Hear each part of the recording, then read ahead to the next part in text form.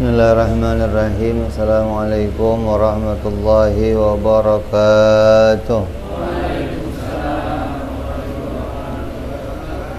Al-Fatihah ila ruhi Sayyidina Habibina Syafi'ina Rasulillah Sayyidina Muhammad ibn Abdullah sallallahu alaihi wa ala alihi wa sahbihi wa azwajihi wa dhurriyyatina la ya'lil rijadihim bil jannah wa yanfa'una bi asrarihim وأنوارهم وعلومهم ونفاتهم بركاتهم في الدنيا والدنيا والآخرة ويجعلنا من حسبهم ويرزقنا محبتهم ويتوفنا على ملتهم ويحشرنا في زمرتهم بالعافية والسلامة لهم الفاتحة. أعوذ بالله من الشيطان الرجيم. بسم الله الرحمن الرحيم. الحمد لله رب العالمين الرحمن الرحيم مالك يوم الدين. إياك نعبد وإياك نستعين اهدنا الصراط المستقيم صراط الذين أنعمت عليهم غير المغضوب عليهم ولا الضالين آمين. بسم الله الرحمن الرحيم. نويت تعلما وتعليما وتذكرا وتذكيرا ونفعا والانتفاعا والإفادة والاستفادة والحثا على التمسك بكتاب الله سنة رسول الله صلى الله عليه وسلم ودعاء إلى الهدى والدلالة على الخير ابتغاء مرضاته وقربه وثوابه وحسن الخاتمة مع اللطف والعافية وصلاح العاقبة. Bismillahirrahmanirrahim. Alhamdulillahirabbil alamin. Wassalatu wassalamu ala asyrafil anbiya'i wal mursalin Sayyidina wa habibina wa syafi'ina wa maulana Muhammadin wa ala alihi wa sahbihi ajma'in. Amma ba'du. Qala musanniful kitab rahimahullah nafa'ana bihi wa bi'ulumihi bid-darain. Allahumma aftah qulubana futuhal arifin wa bihikmatika wansur alaina birahmatika ya arhamar rahimin.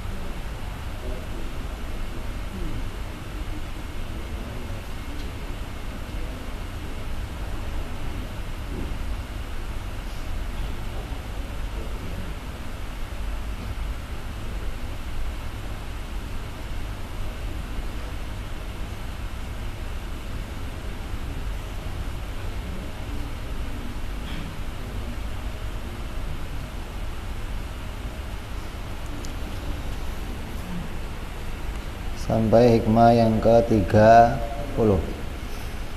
Tasyawufuka ila ma batana fika minal uyubi khairun min tasyawufika ila ma hujiba anka minal ghuyub.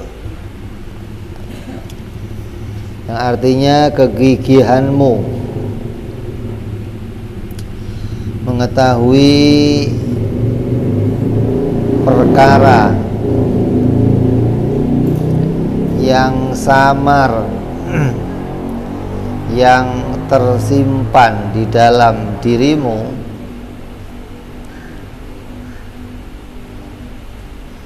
dengan mengetahui kejelekan atau kekuranganmu itu lebih baik, lebih utama daripada kegigihanmu ingin mengetahui perkara yang terhalang darimu dengan mengetahui perkara yang samar atau yang gaib.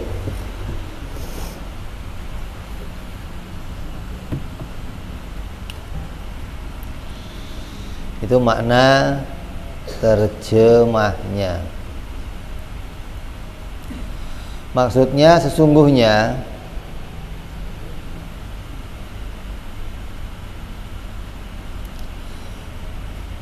ketika kita bisa melihat diri kita,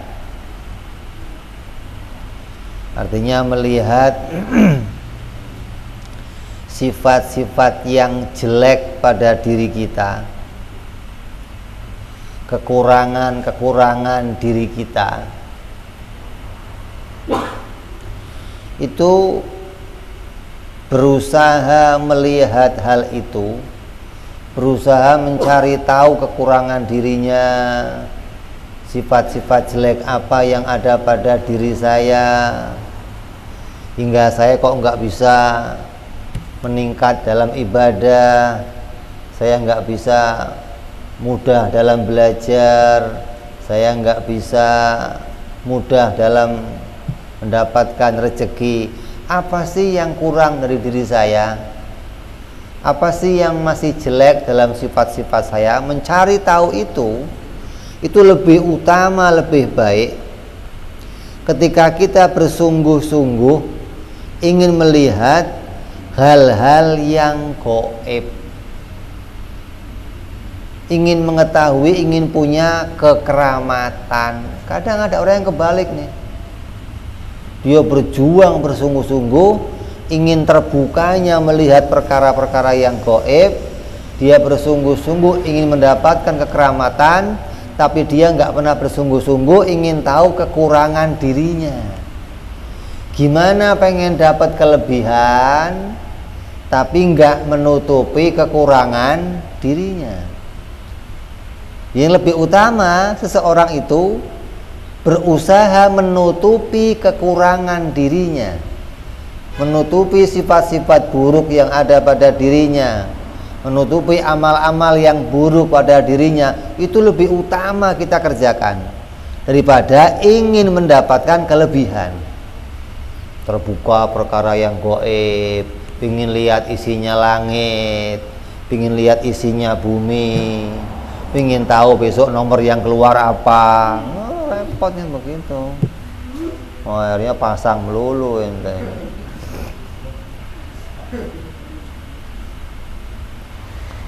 Ada nggak orang begitu? Ada.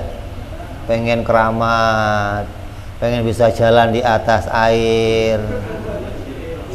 Hah? Pengen dibacok nggak mempan. Hah? Pengen asal ceklek cewek dateng. Ini hal-hal yang jauh dari keutamaan, jauh dari kemuliaan. Dibandingkan kita bersungguh-sungguh pingin tahu kekurangan diri kita, apa sih yang tercela dalam diri saya, apa sih yang masih harus saya tutupi, perbaiki. Itu lebih baik lebih utama.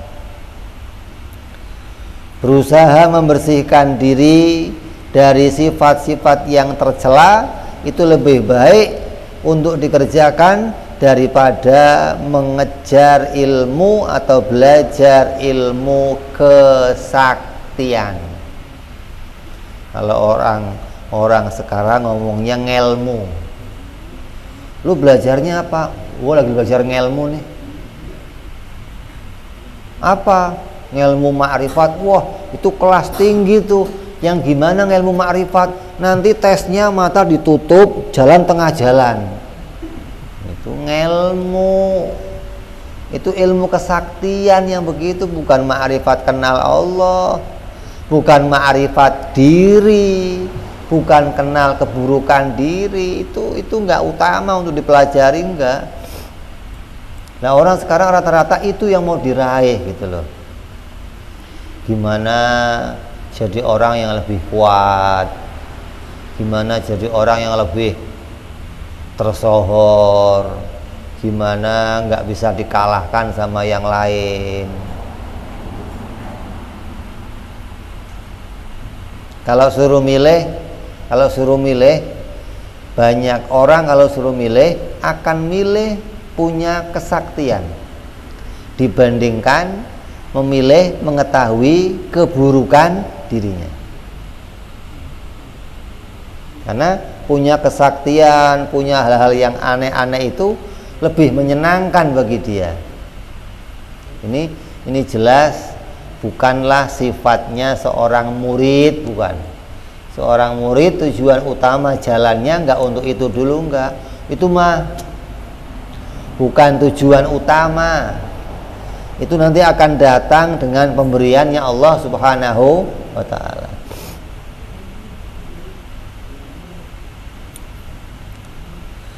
Di antara sifat diri kita yang harus kita amati, yang harus kita cari apa kekurangannya, apa yang tercela, di antaranya apa? Ketika kita bisa melihat diri kita itu menjadi orang yang cinta kepada dunia. Orang yang ngejar kesaktian tadi itu pasti bagian orang yang cinta sama dunia. Cinta dunia itu isinya banyak, pengen masyhur, pengen terkenal, pengen dipuji orang, pengen di alam orang, pengen dipandang. Itu termasuk cinta dunia. Cinta dunia itu enggak cuman ada aja orang paham cinta dunia pengennya puluh saja, enggak. Cinta dunia itu banyak gejalanya, banyak. Maka ketika kita bisa melihat diri kita itu cinta dunia, maka berusaha membersihkan diri dari kecintaan kepada dunia dan berusaha untuk mencintai akhirat. Terima kasih.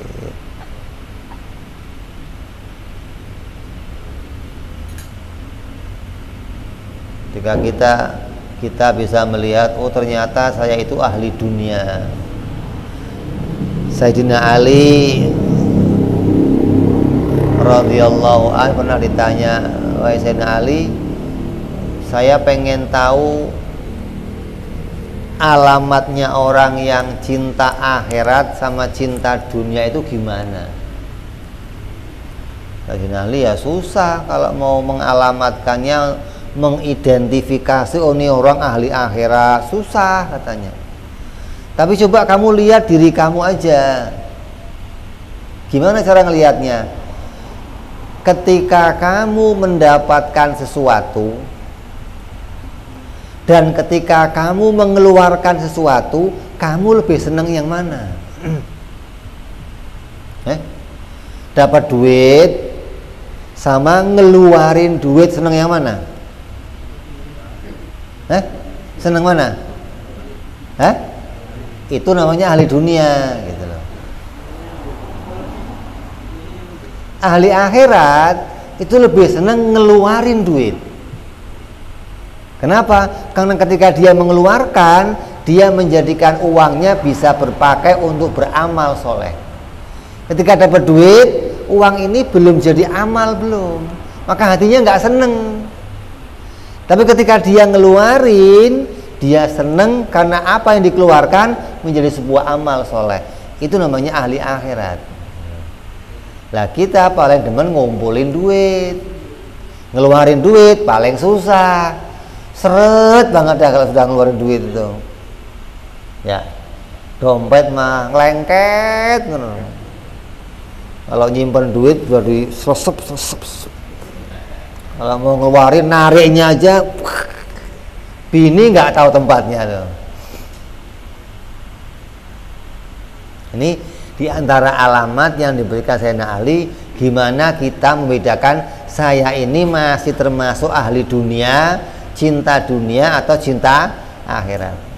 Kalau saya kok masih lebih seneng nerima duit daripada ngeluarin duit, berarti saya masih punya alamat saya cinta dunia. Maka mencintai harta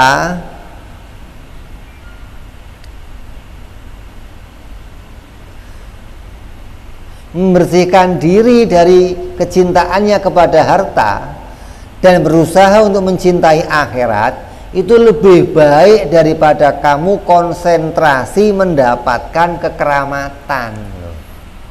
Itu lebih utama.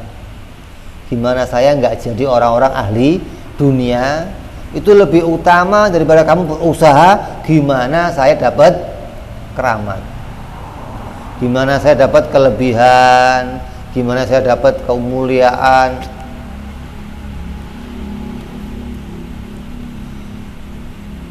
Mencintai harta itu enggak semuanya tercela memang.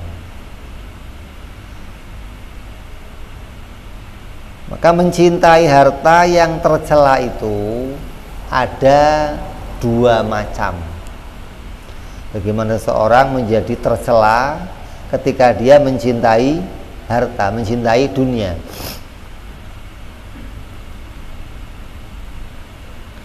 Yang pertama, cinta pada bendanya. Cinta harta, cinta pada bendanya. Hingga dia seneng ketika melihat benda itu bertumpuk-tumpuk gitu loh. Kalau lihat duit numpuk itu, senengnya luar biasa. Asal di laci kamu duit numpuk, besok buka lagi. Tuh. Besok buka lagi, tutup. Seneng lihat numpuk-numpuk itu, seneng. Itu cinta sama bendanya. Ngumpulin mobil, motor, punya rumah, ntar diliatin, wah mobil gua banyak. Seneng. Itu berarti seneng sama bendanya gitu loh.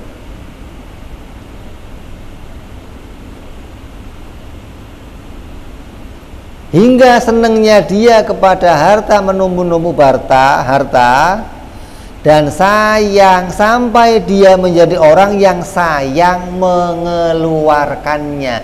Jadilah dia orang kikir.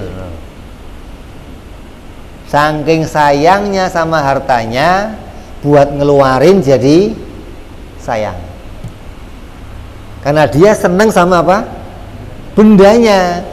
Kalau lihat yang merah-merah itu, masya Allah, kayaknya nih kalau ditumpuk di atas kasur gitu, buat rebahan adem kayaknya. Seneng tuh sama bendanya gitu loh.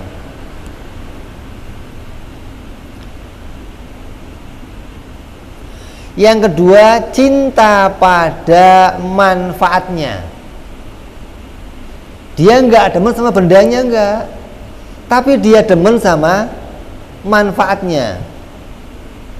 Hingga dengan harta itu dia bisa mendapatkan keinginan hatinya, seperti makan, pakaian, punya rumah, punya banyak istri, punya banyak kesenangan, dan dia bisa berfoya-foya.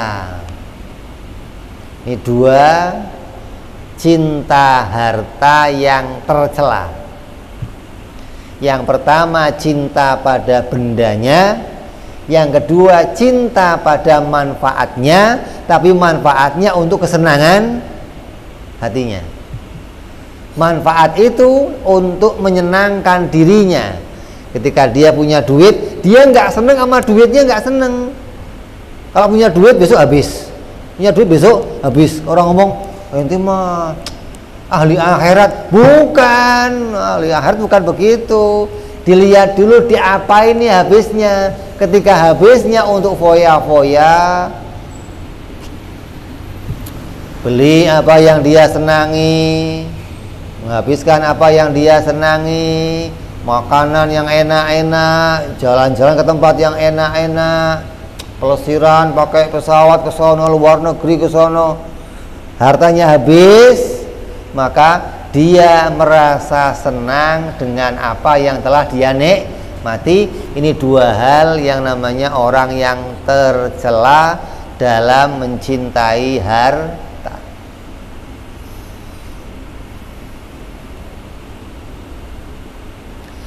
Adapun cinta kepada harta untuk modal mendapatkan pahala di akhirat, seperti untuk jalannya silaturahmi, bersedekah, ibadah, maka yang demikian tidak tercela. Gitu. Beda ini. Makanya ada seorang haji, kalau dimintain bantuan nyumbang, dimintain proposal ngasih, dimintain cepet dia. Kalau ditanya, Pak Haji, ente kok baik sekali? Bukan, saya ini orang yang pelit. Kenapa kok pelit? Karena saya kalau dimintain saya lihat dulu ini yang akan saya kasih itu nanti duit saya bisa saya ambil lagi apa enggak. Kalau bisa saya ambil lagi, maka saya kasih dia. Kalau enggak, saya enggak. Berarti saya termasuk orang pelit. Kayak apa? Nyumbang masjid, itu bisa diambil lagi di akhirat nanti, gitu loh. Nyumbang pondok pesantren, nyumbang yatim piatu, itu bisa diambil lagi nanti, termasuk orang apa? Pelit kepada dunia, gitu loh. Orang anggapannya, wah ini orang, dia mesti punya kacamata beda nih.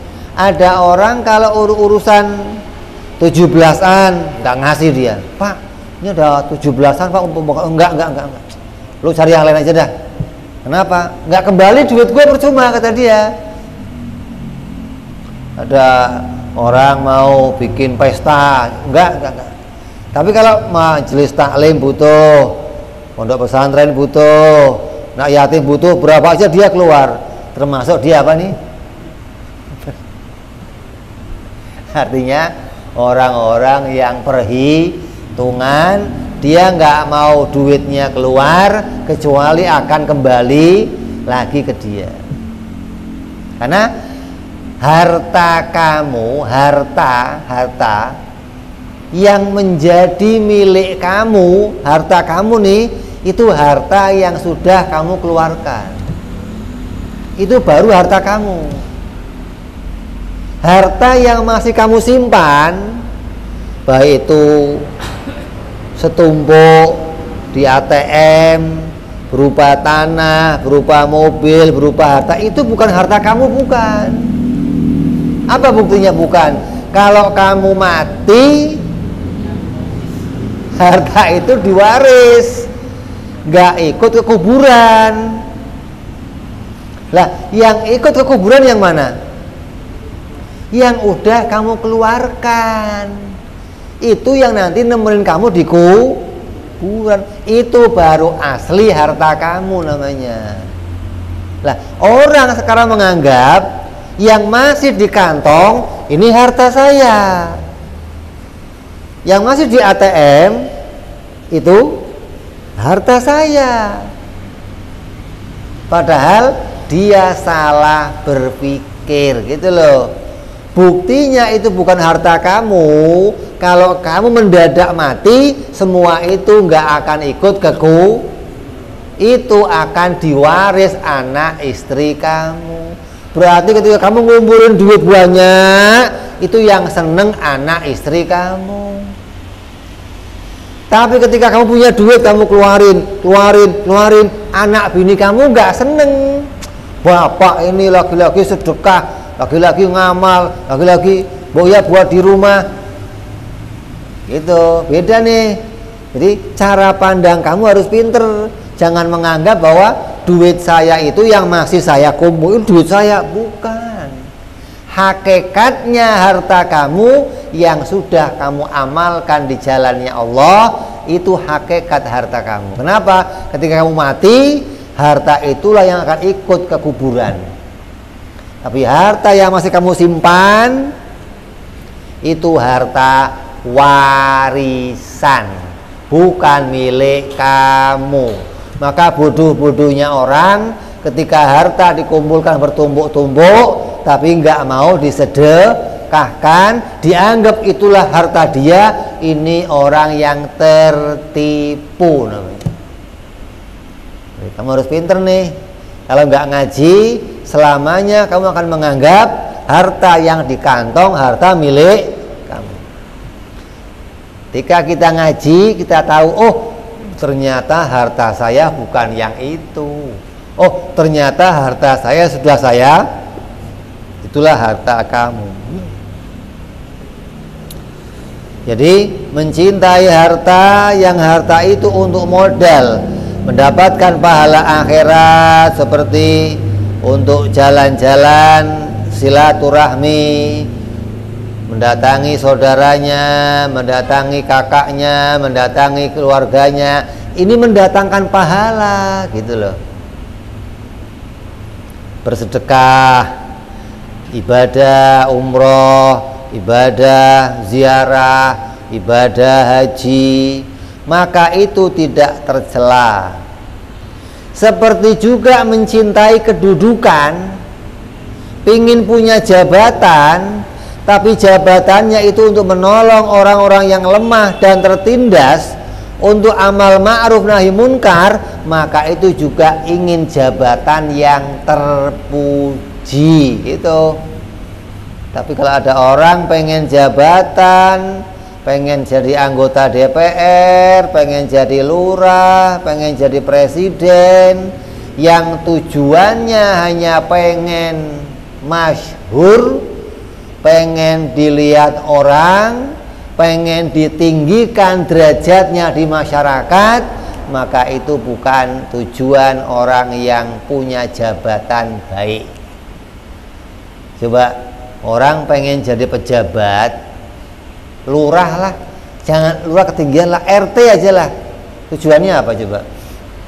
Ketika nggak punya tujuan akhirat, pasti oh biar martabat saya di masyarakat naik. Ketika duduk ada undangan nih, Pak RT sama yang bukan RT tempatnya beda nggak? Oh Pak RT, oh sini Pak. Oh nah ini tujuannya itu, maka ahli dunia dia.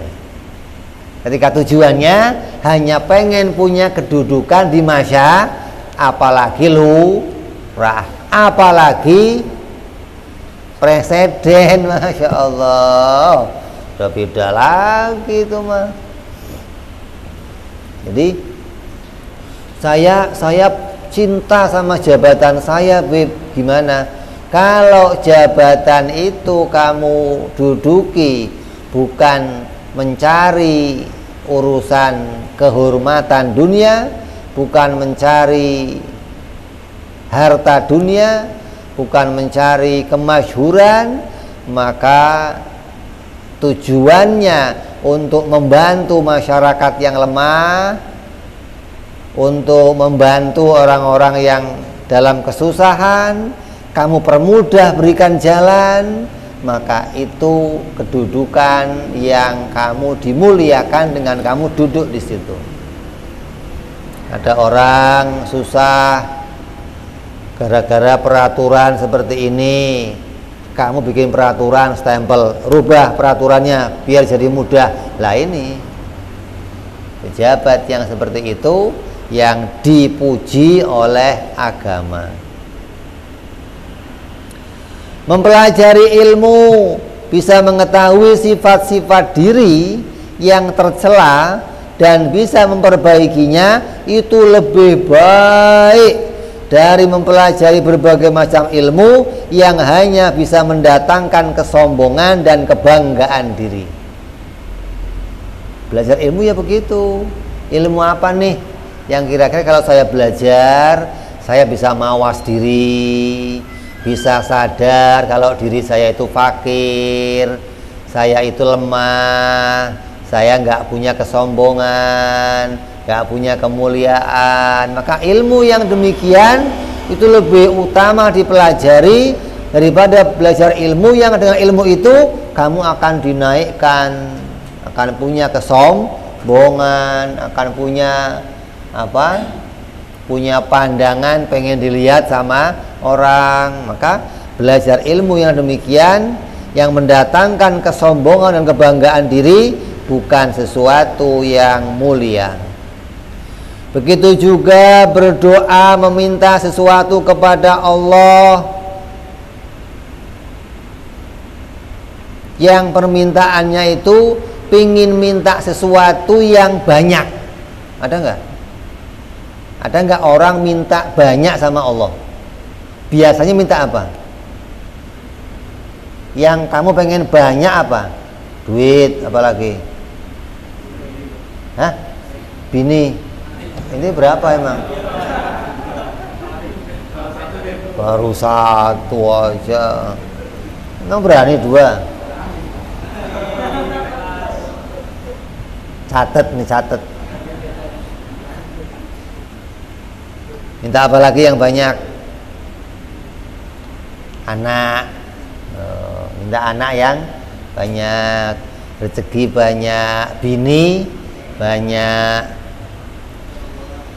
dan yang lain-lainnya.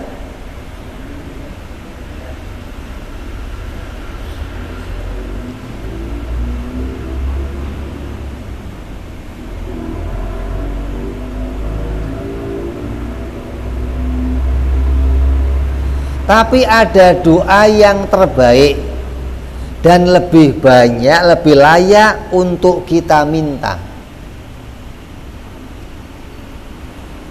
Apa itu? Doa yang lebih layak untuk kita minta daripada minta rezeki yang banyak, istri banyak, anak banyak. Apa?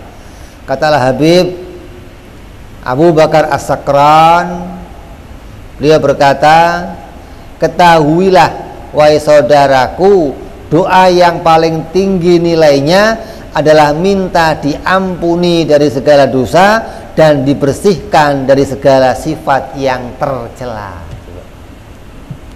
Doa yang terbaik di antara semua doa apa? Minta diampuni dosanya oleh Allah dan minta dibersihkan dirinya, ditolong untuk bisa melihat sifat-sifat yang tercela dan dia berusaha membersihkannya.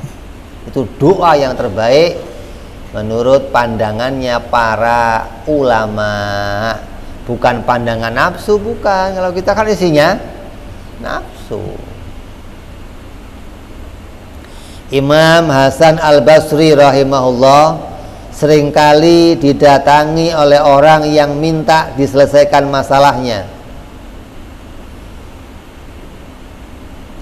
dan banyak orang datang ke dia, masalahnya baru, besok datang lagi masalahnya ini, besok masalah ini. Dari berbagai masalah yang datang ke dia, solusi dia apa?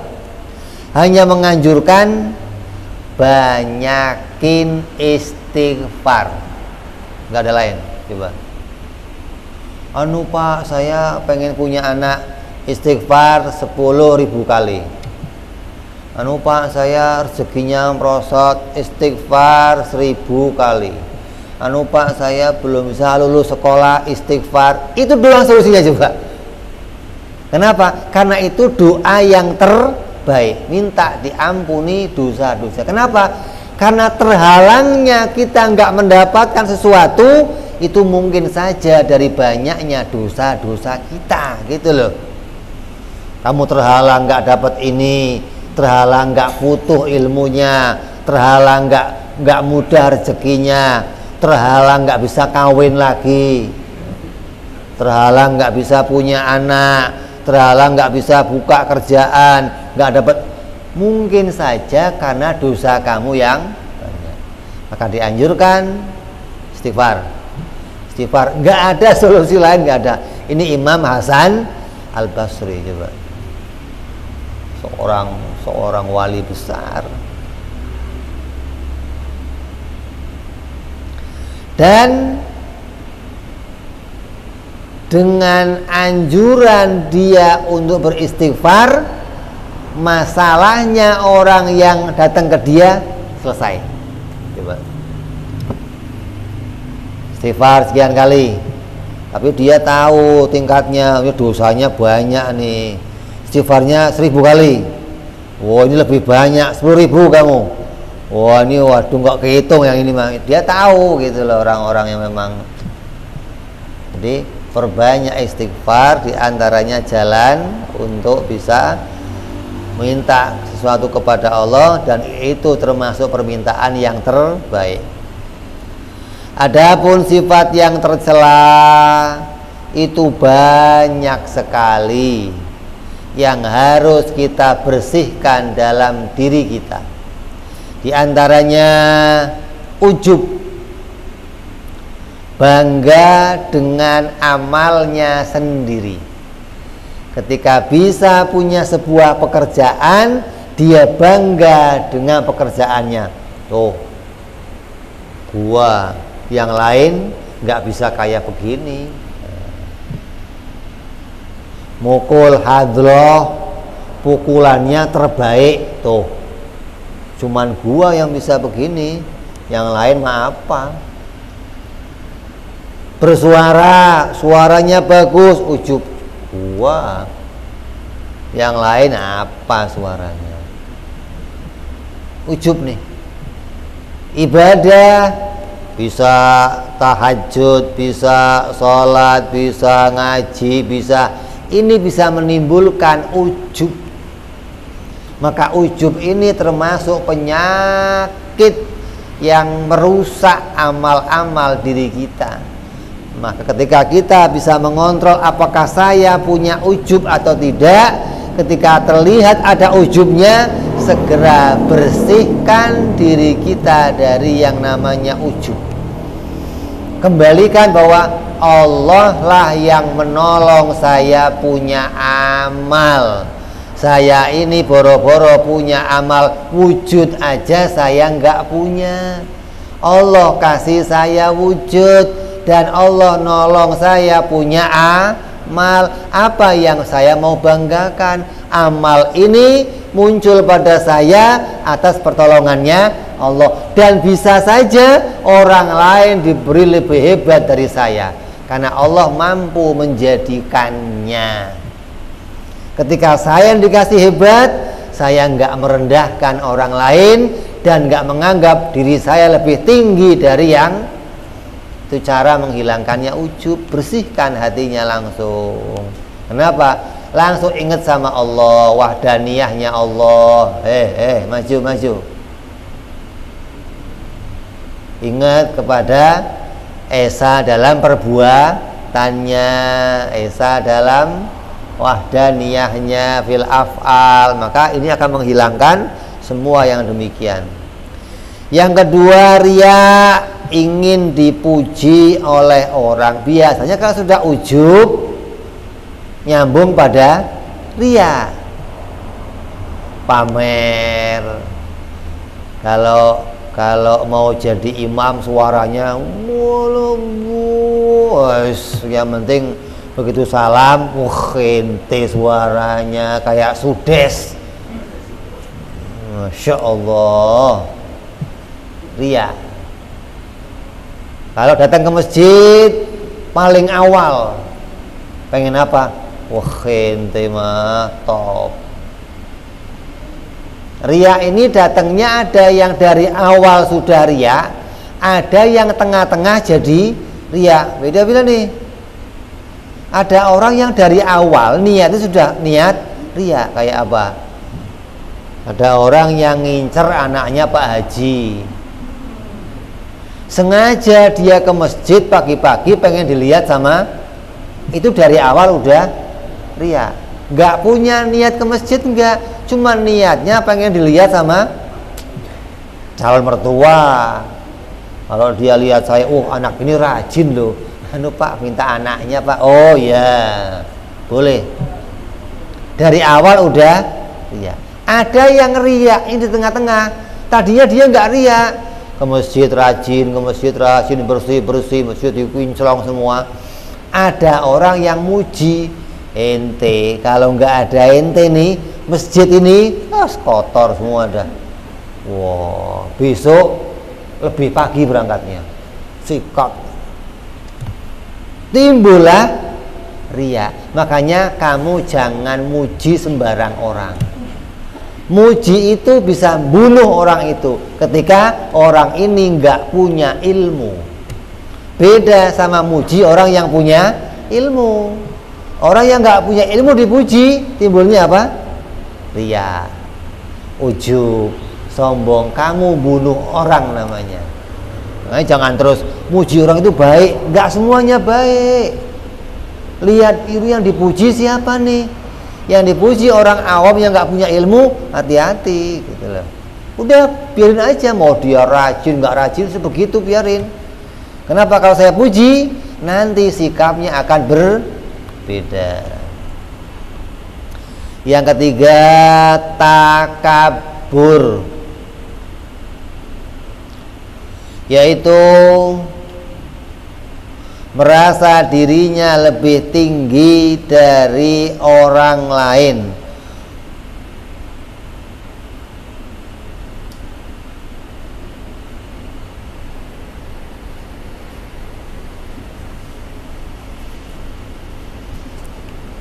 Merasa dia lebih baik dari orang lain. Sampai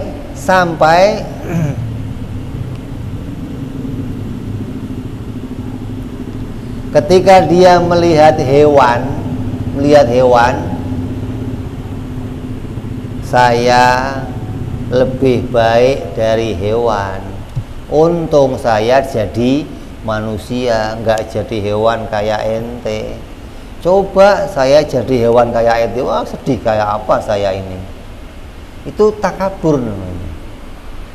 Padahal kalau kamu tanya, hewan, kamu pengen nggak jadi manusia? Nggak mau hewannya. Ente pikir kucing itu pengen jadi orang? Enggak. Ente nggak mau jadi kucing. Kucing nggak mau jadi ente, kira enak jadi orang. Ini dua-duanya nggak mau saling tuker, nggak mau. Kucing tahu resikonya berat jadi manusia. Kalau saya jadi manusia, saya nggak punya amal yang baik, saya akan disiksa oleh Allah, akan diazab oleh Allah, akan banyak perkara saya dah. Jadi kucing aman saya, mau nyolong nggak ada yang marahin, mau bebas, lebih aman jadi kucing. Nah, ada orang yang menganggap untung saya jadi manusia, ngapain jadi hewan. Apalagi bangga kepada manusia-manusia yang lainnya. Kamu membanggakan diri dari hewan, itu takabur namanya. Kamu lihat anjing, kamu lihat babi, kamu anggap lebih baik saya dari orang. Wah, itu takabur diantaranya. Apalagi kamu turun dari masjid, lihat ada orang gitaran, jreng, muncul di hati kamu. Wah ini, kamu merendahkan orang lain, menganggap diri kamu lebih mulia. Padahal boleh jadi besok dia dijadikan Allah taubat, diampuni dosanya, punya amal soleh lebih baik dari kamu, bisa saja. Gimana kamu takabur sama Allah? Dengki, yaitu mengharapkan hilangnya kebahagiaan orang lain.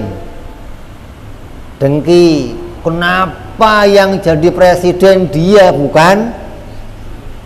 Terus pengen dihilangkan, itu dengki namanya. Kayak siapa contohnya?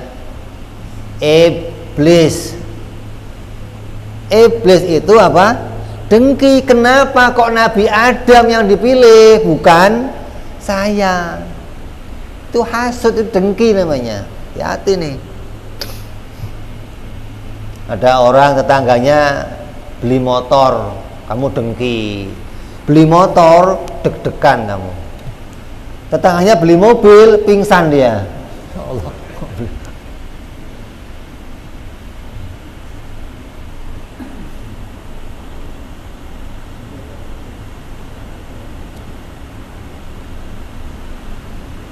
Ada yang dengki itu di hati doang. Ada yang sampai dikeluarkan hingga nikmat itu terhalang dari orang lain. Ada nih. Tetangganya beli motor. Ada mobil datang untuk ngirim motor, nanya, "Pak, alamat fulan di mana?" "Oh, salah kampung, Pak. Di sono, Pak." Itu hasutnya udah luar biasa itu. Kalau nggak seneng doang, nggak seneng, masih di hati. Kalau sudah dikeluarkan sampai menghalangi orang dapat kenikmatan, oh bahaya ini. Artinya mencegah kenikmatan yang akan diberikan oleh Allah kepada orang lain. Kenapa nggak saya gitu loh? Kayak contohnya siapa? Abu Lahab. Abu Lahab itu iri, kenapa nggak saya yang jadi rasul? Saya pamannya lebih hebat, kenapa kok dia ponakan saya? Itu begitu. Hingga dia nggak mau ikut sama Nabi Muhammad SAW. Abu Jahal, Fir'aun, saya lebih tinggi, masa suruh ikut? Hasut ya begitu. Hati-hati nih. Terus sombong, selalu mengingatkan kebaikan dirinya sama orang lain. Kalau nggak ada gua lo, apaan lo? Jadi tempe ente. Kalau nggak ada saya, mau kerja apa ente? Kalau nggak ada saya, ente mati. Kalau nggak ada saya, itu sombong namanya. Menganggap dirinya hebat, menganggap dirinya lebih mampu dari orang lain, menganggap keberhasilannya orang lain semua dari dirinya. Terus yang keenam, mengingkari kenikmatan yang Allah berikan. Apa contohnya? Ketika kita punya usaha, menganggap usaha itu dari diri kita sendiri. Lupa usaha itu didatangkan oleh Allah. Kamu punya harta, kamu punya rezeki, kamu punya kesehatan, itu didatangkan oleh Allah Subhanahu wa ta'ala. Terus susah hatinya ketika datang ujian. Ini jelek nih. Kalau diuji sama Allah, kalau pas dapat nikmat, Allah dipuji-puji. Allah mau baik. Begitu diuji, rezeki seret, anak sakit, dirinya sakit. Allah ini gimana sih? Saya udah ibadah, masa dikasih begini? Gak seneng tuh. Terus seneng curhat sama selain Allah. Hati-hati nih. Ini sifat jelek juga. Kalau punya masalah, curhatnya sama orang. Bro, gua ini ya begini nih. Gimana coba? Bukan malah ngadu sama Allah, ngadu sama, dianggap orang lain punya solusi. Kalau orang lain ngomong, sama bro, kan kesel ini. Wong curhat kok sama yang sama-sama lemahnya, ngapain curhat sama yang kuasa untuk ngasih solusi, yaitu hanya Allah Subhanahu wa ta'ala.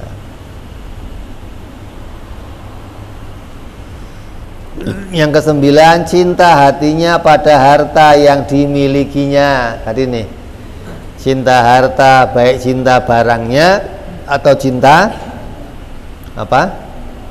manfaatnya untuk kesenangan dirinya. senang pada pangkat, senang dipuji orang, dan takut dihina orang. Terus susah bila berkurang hartanya, takut kalau miskin, tiap hari dicek hartanya, kurang dikit deg-degan dia.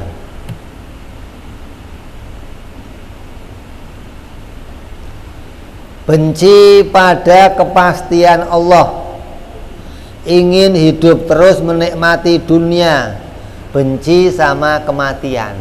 Kenapa harus ada mati segala? Hidup enak-enak begini kok harus ada kematian. Tega terhadap orang lain, hatinya tegaan, nggak punya empati, nggak punya kemanusiaan, isinya hewan ya. Hewan itu nggak punya empati sama yang lainnya.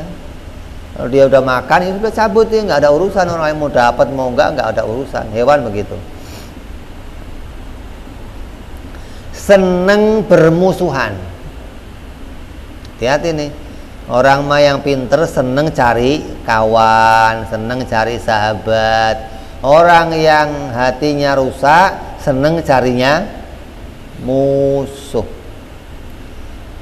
Terus sifat yang jelek lagi apa? Banyak ngomong yang tidak bermanfaat. Terus seneng ngontrol kesalahan orang lain dan tidak tahu kejelekan dirinya sendiri. Seneng kalau dapat harta dan sedih ketika keluar hartanya. Ini yang tadi nih. Dapat seneng, kalau keluar sedih. Kebalikan dari ahli akhirat. Ahli akhirat kalau keluar seneng. Seneng hatinya kepada makhluk dan takut berpisah dengan makhluk. Cinta sama makhluk, cinta sama fan-fannya, cinta penggemarnya, takut ditinggalkan penggemarnya, itu tercela tuh. Kalau gua nggak ada subscribe-nya gimana? Sekarang like ya ada ya. Asal bikin status yang dilihat apa? Yang komen berapa? Yang nge-like berapa? Dia rela memberikan apa saja yang penting banyak yang nge-like, banyak yang komen, banyak yang perhatiin dia. Hati-hati nih.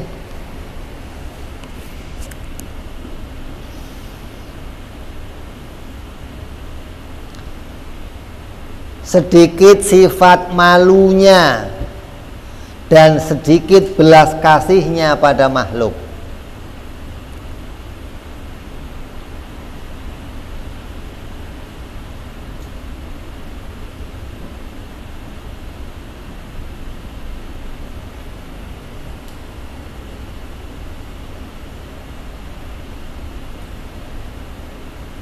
Maka itu semua diantara sifat-sifat yang tercela menurut syariat, dan itu yang harus kita kontrol. Bagaimana, apakah saya punya sifat-sifat tersebut?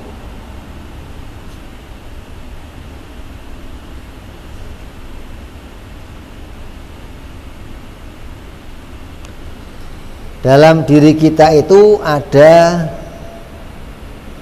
yang namanya nafsu. Dan nafsu ini punya sifat dasar,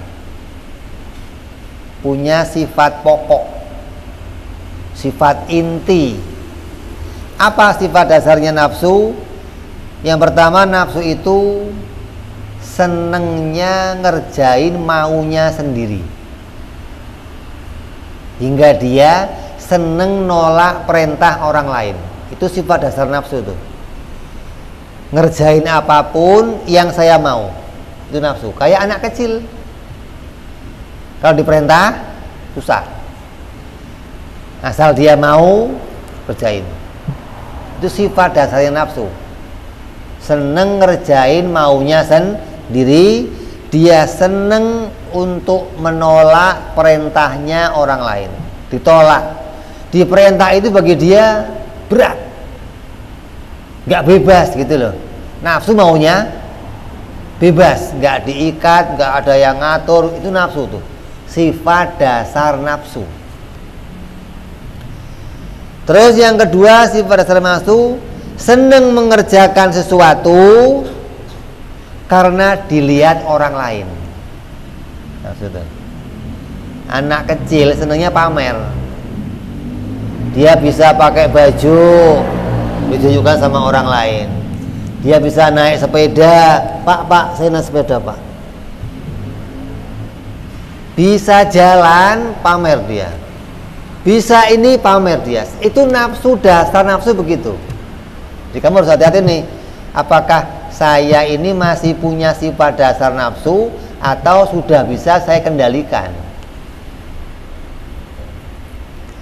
Yang ketiga, sifat dasar nafsu seneng pada hal-hal yang menggembirakan. Kalau yang nggak menyenangkan, nggak seneng dia. Diajak datang ke kematian, nggak seneng dia. Ngapain? Diajak pesta, wah ini. Makanya ulama pesannya apa? Sering-seringlah kamu datang ke kematian, kurangilah datang ke perkawinan. Itu begitu maksudnya. Kenapa? Karena perkawinan isinya apa? Senang-senang. Kalau kematian, ingat akhirat, ingat kuburan, ingat tahlilan, ingat gitu loh. Terus sifat dasar nafsu yang terakhir apa? Lemah kalau mendatangi perintahnya Allah. Coba anak kamu suruh sholat, nah ayo sholat, capek pak, capek. Kalau main sepeda seharian nggak capek, main HP seharian, ayo sholat, capek pak. 2 rakaat, serokaat ya pak, serokaat nawar lagi. Coba itu sifat dasar nafsu. Ketika diajak untuk taat sama Allah, nggak mau dia. Jadi ente harus tahu, oh ketika saya punya ini semua, oh ini loh yang namanya nafsu. Maka kata Nabi SAW, kita harus membunuh 4 perkara tersebut. Apapun caranya, membunuh nafsu itu menjadi tujuan kita. Bukan dibuang, bukan. Dibunuh yang 4 ini, diganti sama yang lain maksudnya. Dengan belajar ilmu pengetahuan, ilmu ma'rifat, ilmu tasawuf, menjalankan perintah Allah, mengikuti perintah Nabi Muhammad SAW, maka hal yang paling baik dalam mendekatkan diri kepada Allah adalah dengan menolak ajakan nafsu. Di antara amal kamu yang terbaik nih, ketika 4 ini muncul, kamu tolak, kamu lawan dengan sebaliknya. Itu amal yang terbaik. Daripada kamu minta yang macam-macam, ini itu, inilah yang terbaik. Makanya Allah jadikan untuk kita perintah, larangan. Maka kata orang itu, kalau yang enak-enak kok dilarang. Enak itu menurut siapa? Nafsu. Kata nafsu, judi enak, zina enak, apalagi diskotik enak, minum arak enak. Ini kok dilarang yang enak-enak loh. Justru kita diperintah mengendalikan hawa nafsu. Ya, inilah hikmah yang ada hari ini, adalah bagaimana kita ketika kita ini sedang jalan menuju Allah, cara yang terbaik, keadaan yang terbaik adalah mengendalikan nafsu. Itu lebih baik daripada minta kekeramatan, minta kelebihan, minta kemuliaan, maka kita harus pilih jalan yang dijadikan baik oleh Allah Subhanahu wa ta'ala.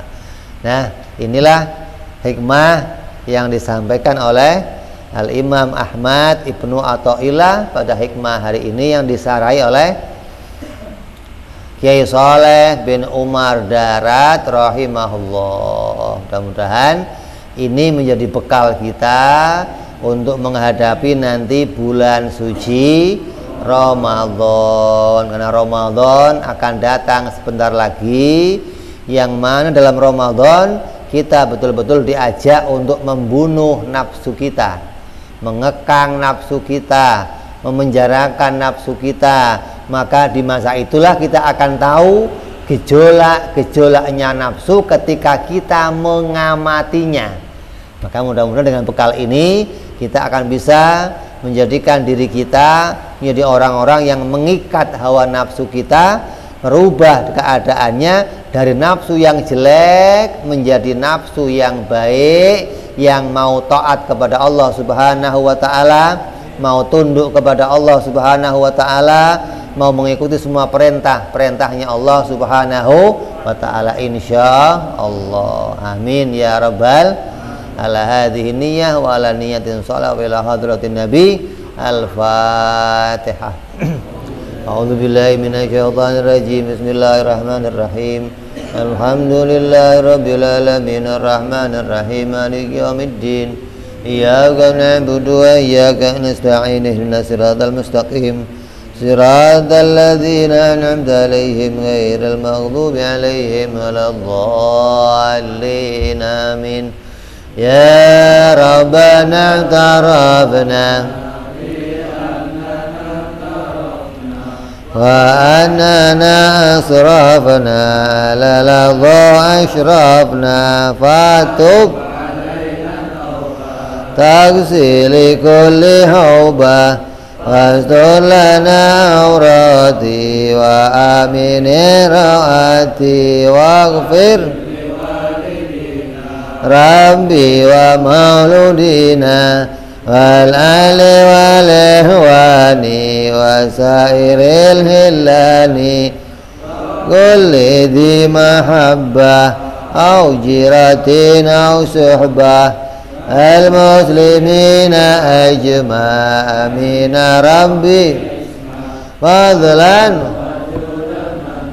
la biktisabi minna bil Mustafa Rasuli Suli Sallallahu wa sallam Rabbi alaihi andal habbi wa alihi wa sahbi dada ta'zi suhbi hamdulillahi fil badi wa tanahi ana rabbika rabbil izzati amma yasifun salamun alal mursalin alhamdulillahi rabbil alamin. Assalamualaikum warahmatullahi wabarakatuh.